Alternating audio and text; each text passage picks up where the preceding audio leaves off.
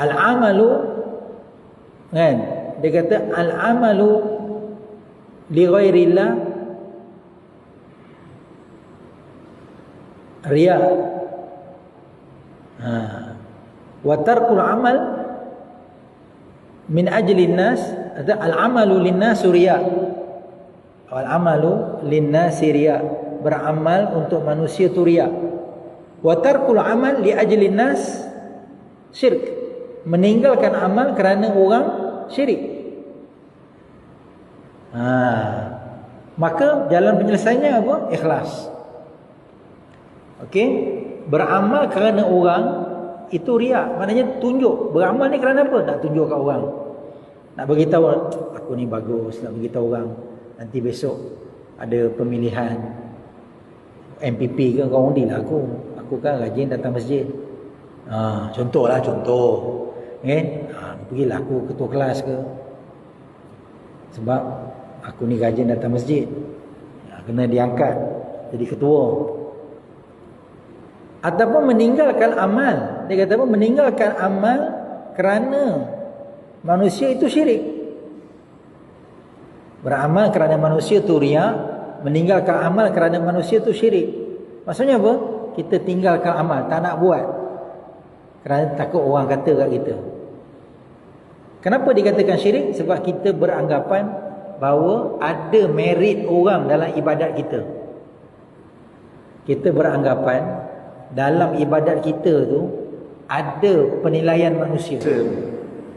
Jadi sebab itulah bila kita lihat kepada perbincangan para ulama dalam bab berkaitan dengan kewarganegaraan, kan, ataupun kita kata hubungan di antara kelompok Islam dengan bukan Islam ini, maka secara asasnya para ulama terdahulu meletakkan warga negara kepada negara Islam ni asasnya adalah Islam. Kan, syarat nak jadi warga negara kena Islam. Kan, manakala yang bukan Islam, mereka hendaklah memberikan janji setia ataupun ketaatan kepada pemerintah Islam. Yang inilah yang disebut sebagai kafir zimmi. Kan, orang kafir zimmi yang mana mereka terikat kepada perjanjian, mentaati, kan, mematuhi segala perintah dan arahan daripada pemerintah. Dan termasuklah mereka ini terikat kepada hukum hakam tertentu. Hukum hakam tertentu yang berkaitan dengan jenayah yang perlu mengikut kepada undang-undang jenayah Islam. Kan? Walau bagaimanapun itu perbahasan yang ada dalam kitab-kitab dahulu.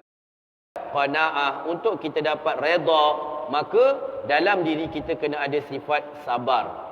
Kalau hilang sifat sabar, maka kita tidak akan dapat untuk mencapai sifat redha dan juga qanaah. Kita tengok kan, kadang-kadang dalam ujian kehidupan manusia, bila manusia hilang sabar, dia akan menyalahkan takdir yang telah Allah takdirkan dalam kehidupannya. Bila mana dia tidak ada sabar, maka dia tak terima apa yang Allah Subhanahu Wa Taala berikan pada rezeki dia, pada apa yang nikmat yang Allah kurniakan kepada dia, dia rasa tak cukup. Orang yang kufur semestinya tidak bersabar. Orang yang bersabar pula tidak semestinya redha, dan orang yang redha pula tidak semestinya bersyukur. Syukur merupakan darjat memberi, iaitu meluah dengan lisan, menerima dengan hati yang lapang, dan menzahirkan dengan amalan. Bismillahirrahmanirrahim. Jadi berdasarkan ketiga video tadi, kita dapat memahami apa yang dimaksudkan dengan kafir dan apa yang dimaksudkan dengan syirik.